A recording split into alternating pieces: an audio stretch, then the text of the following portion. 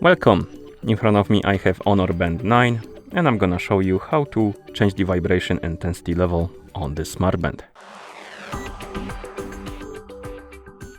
First thing we need to do is to wake up the screen on our smartband, and you can do it by tapping on the screen. After you wake up the screen, you should see the current watch face, the home screen, and you can swipe left on the screen to open the menu. Now scroll through the menu and find the settings icon, and once you find the settings icon, tap on it to enter the settings. Here, find the option called vibration, or rather, my bad, haptics.